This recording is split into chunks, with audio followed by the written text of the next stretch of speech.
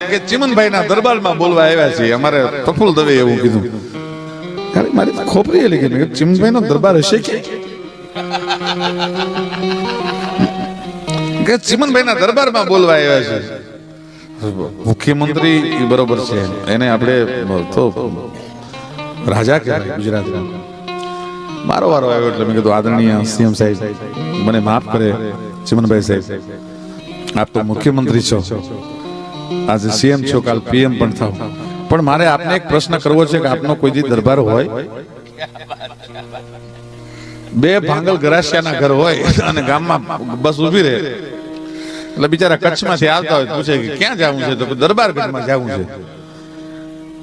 એટલે દરબારગઢ ઓલા ભાંગલ ગરાસિયાના બે ઘર બતાવે, ગોલપા વિયા જાઓ, પડાળમાં નળિયા નથી ને ઈ દરબારગઢ છે.